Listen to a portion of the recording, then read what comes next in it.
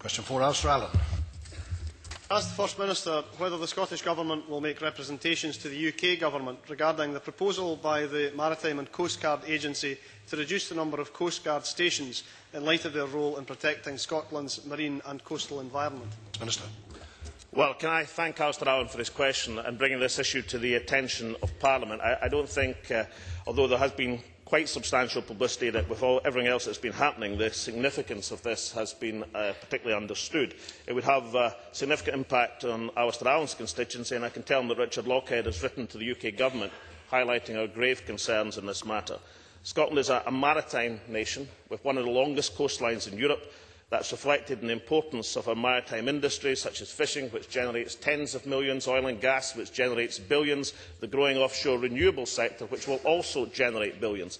Given that level of maritime activity, the proposed closure of 60% of Scotland's current maritime coastal stations is, I think, a very serious matter, and that is the way in which we are treating it. Alistair.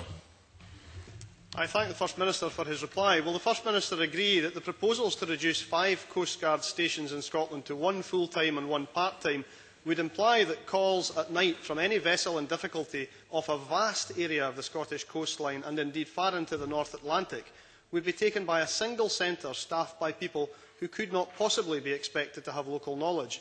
And will he acknowledge that, taken together with the intention to withdraw emergency tug services, these proposals are not just ill thought out, but completely reckless? First Minister. I agree with Alistair Allen on these matters. There are, of course, improvements that modern technology can allow, but local knowledge in Coast Guard stations is still invaluable, and that applies to Stornoway and it applies elsewhere. I do think the proposals of the coalition government in this matter are ill thought out, and this government, and I hope this chamber, will do everything in its power to oppose any reckless measure which may jeopardise maritime safety. Duncan McNeill.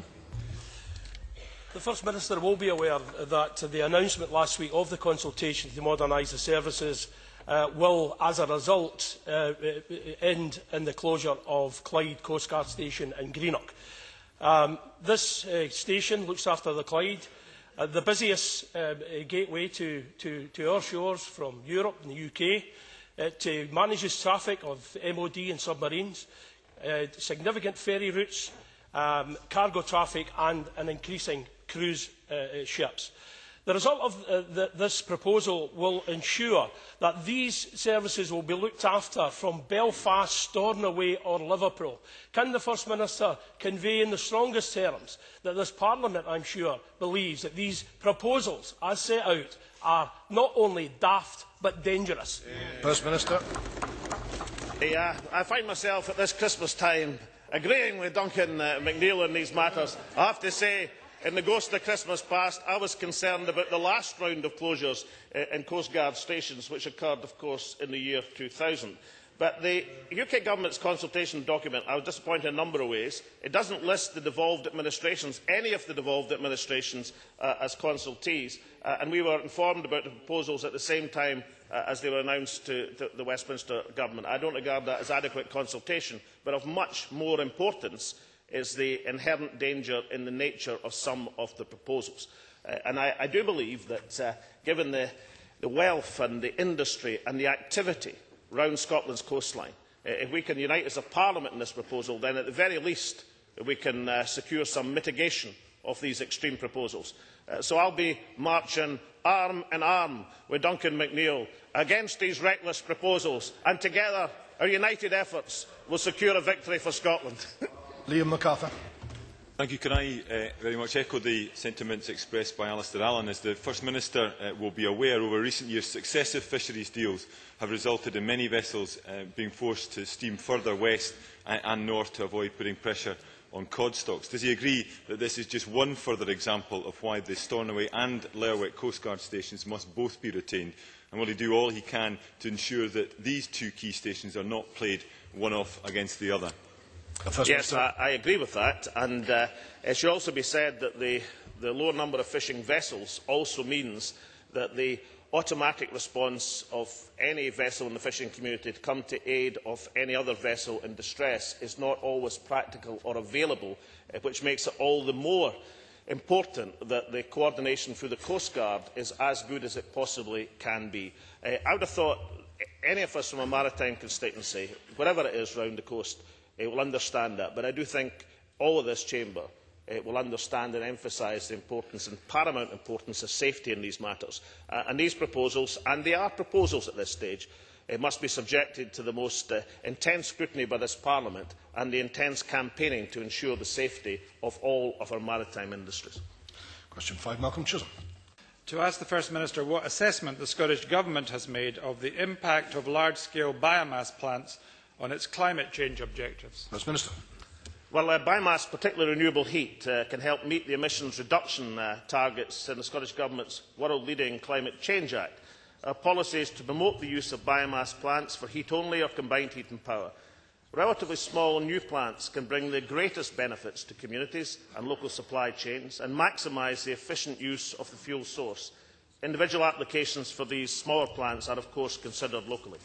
Malcolm Chisholm. Can I commend the First Minister's enthusiasm for renewable energy in general, but does he agree that large-scale biomass plants, such as the one proposed for Leith Docks in my constituency, emit a very substantial amount of greenhouse gases, more than coal according to a recent study, and incur a massive carbon debt that can only be repaid after decades, if ever? Will he therefore support the call of greener Leith, no Leith biomass, the Leith Links Residents Association, myself and several of his own colleagues behind him for a moratorium on the construction of such large-scale biomass plants, pending further research into their consequences for climate change?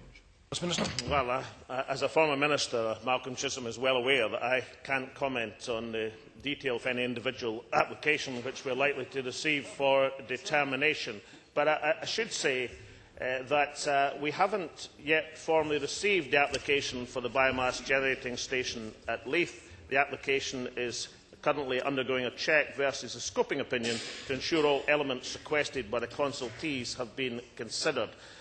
I would say that the research we have got indicates that biomass can achieve 80 to 90% energy efficiency, which is pretty impressive. But I do rather agree with the comments on the research that was carried out for World Wide Fund for Nature and Friends of the Earth by Jerry Hassan last month, which conclusion was the most logical use of Scottish biomass is for small-scale heating or combined heat and power systems according to local heat demand. Patrick Harvey.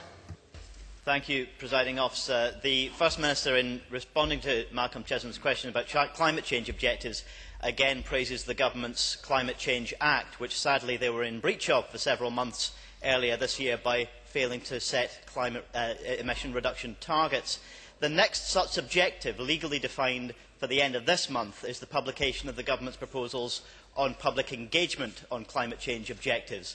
Has the Government decided to miss that deadline as well and breach legislation again, or simply to publish on Boxing Day or New Year's Eve, so as to really minimise public engagement? First Minister. Well, I'll try and organise as many Christmas presents as possible for Patrick, but biomass has a role to play in meeting the renewable targets. I mean, 11% renewable heat target by 2020, as is well known by Patrick Harvey, is a key part of the climate change targets, which will be achieved and are going to be achieved not just by this Government, by this Parliament and this country. Question 6, Murdo Fraser. Thank you. Can I ask the First Minister what action the Scottish Government is taking to raise awareness of the importance of the flu vaccine amongst eligible groups? First Minister. Well, I'm grateful to Murdo Fraser for raising what is a hugely important issue. It allows us once again to highlight the importance of flu vaccination. Our efforts this year have included television and radio adverts during October and November, pharmacy posters, engagement with over 100 different stakeholder organisations, a national invitation letter for everyone over the age of 65, a range of PR and online activity which has led to 77 separate pieces of press coverage across Scotland, over 40 online articles. A further series of radio and television adverts will commence on December the 30th to encourage more people, particularly in the at-risk groups, to come forward for vaccination. Murdo Fraser. Thank you. The First Minister will share my concern that there has been a low take-up of seasonal flu amongst some eligible groups. For example, fewer than 1 in 5 pregnant women have had the jab.